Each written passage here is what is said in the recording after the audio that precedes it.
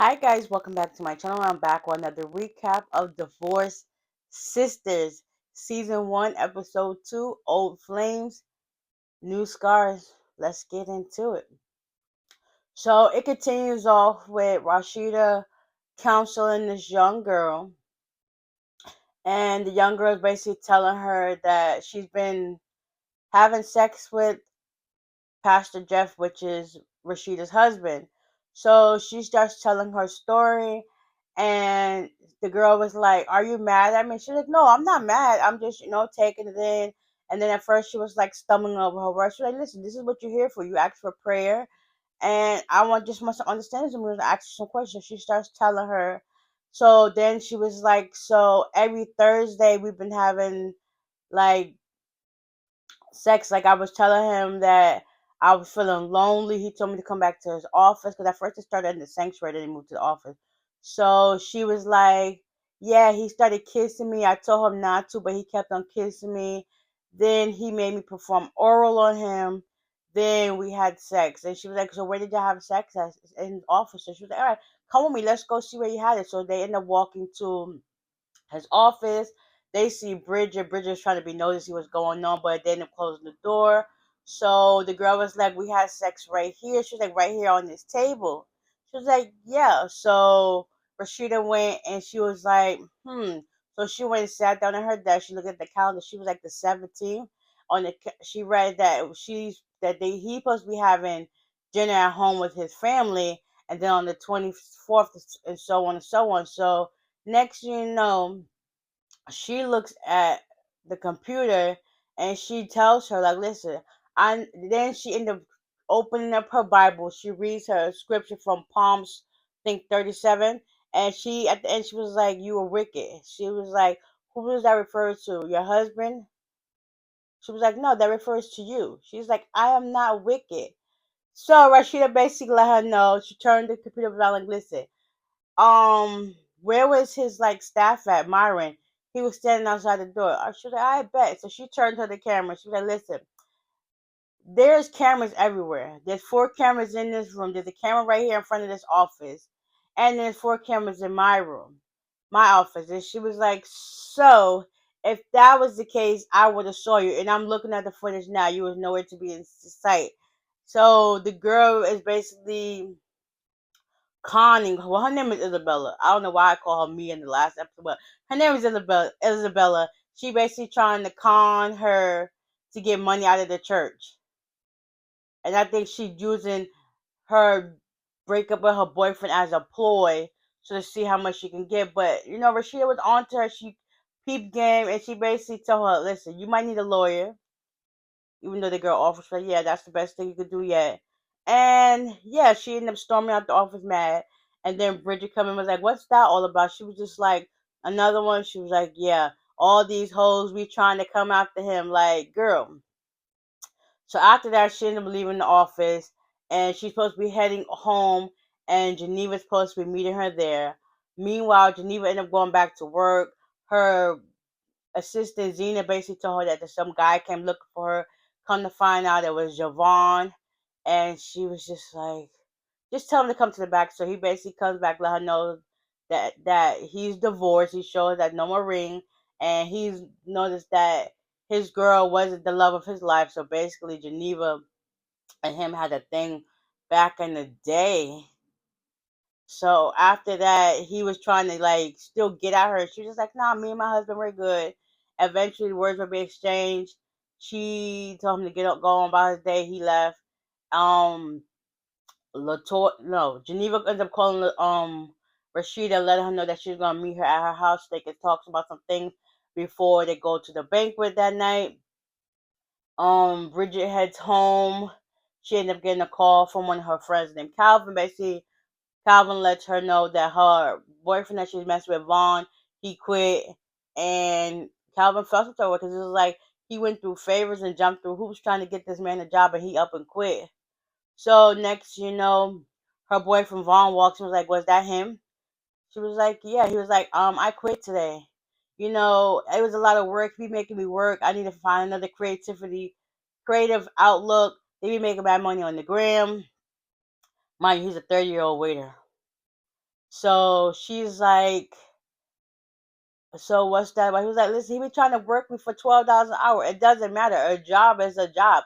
Even if he was paying you $5 an hour, a job is a job. Like you just, ugh, you're doing too much. So he was like, so where are you going? She was like, to the banquet. He was like, oh, ain't you glad I quit? Cause now I can go with you. And he was like, she was like, it's a black tie event. He was like, I got a black tie. She was like, no, I mean as in a tuxedo. He was like, I have one. It's in the hamper, meaning his waiter uniform. He goes to the hamper, pulls it out, was like, it's still clean, mind you, it's at the bottom of the hamper. It was like, listen, can you steam my outfit while since you playing with your dress? She's like playing with your dress. I'd rather steam your behind. And then she ends up picking up, smelling for a little funky. She was like, you dirty behind. Then she ended up throwing it on her dress, not realizing that. She's like, why throw this on my clothes? He went to go play the game. After that, Rashida, she makes it home, and no, she's driving home, and she gets a call from Tiffany. Tiffany's outside of Naomi's house going to check up on her, and she basically was just, I just want to make sure she's good, she's not drinking and whatnot, if she's still coming to the event. She was like, all right, cool, just let me know how some things going with Geneva. She was like, Geneva's on my way to my house, so how about she just tell you? They said Tiffany was telling that to Rashida, and Tiffany was just like, just let her tell you. I was like, all right, cool. So after that, she get the phone. Naomi opens the door. She was like, I heard you. This is a microphone and a camera. So well, that's cool. Now I don't gotta repeat myself. So she didn't come again, basically telling her like, so what's really going on with Geneva? That's between you and Geneva. You gotta ask her. So it's like you rather lie to Rashida, but you can't lie to me.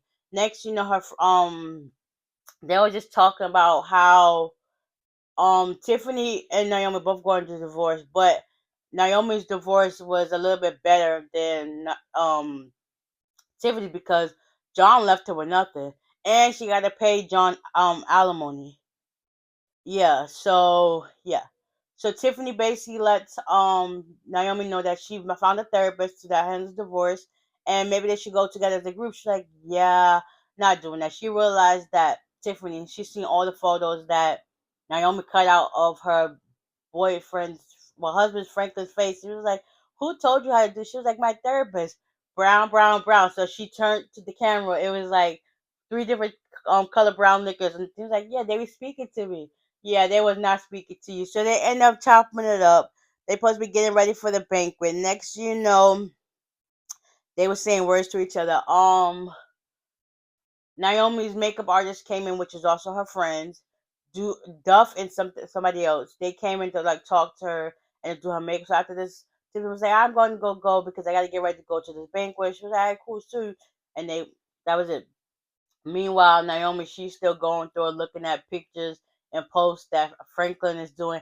Everything with my new wife or new girlfriend, whatever the case would be, is basically taunting her. But I don't think he's doing maliciously. She just feels that way because she's still gonna hurt how he did. He basically left her with a young white woman, and she ended up getting pregnant. So that's that. She's going through the motions, and her friends is like, you need to snap out of this because this is like too real. Like, let it go. Like, they ended up reading the post that he posted, and they was just like, dang, yeah, you're basically falling for his bait, and he basically baiting you in, and you're just like wallowing in your sorrow because he ain't wallowing. He's happy living his life and keep moving forward. You just like stuck in the past. Like, she ended up getting 37 million from her divorce settlement, and on top of that she's trying to sue him again for some frivolous stuff like suing him for a parking space to a club that they used to go to, have him hanging out with all the old friends and his new girl, and it's just like her old friends don't even call her no more. So it's like,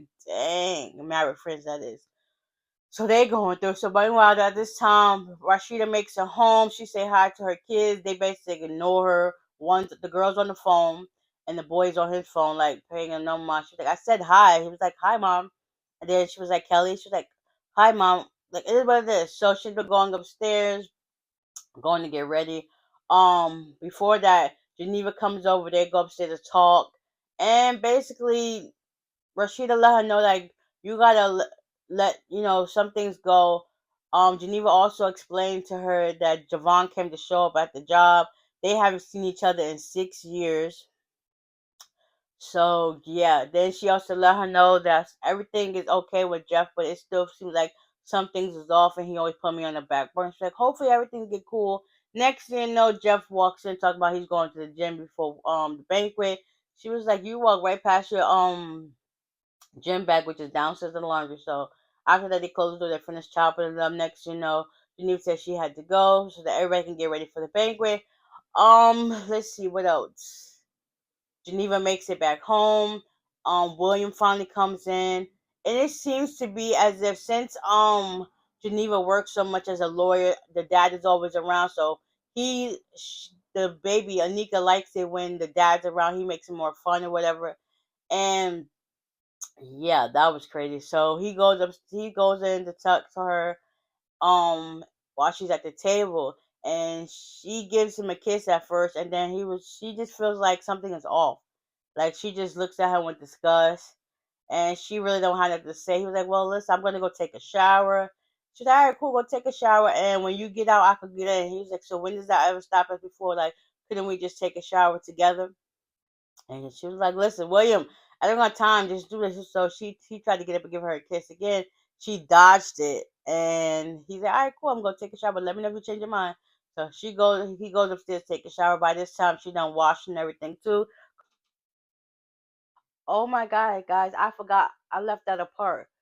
After that whole situation, Jeff was on the phone talking as Rashida was getting ready for the banquet, and she was walking past the study, and he ended up closing the door.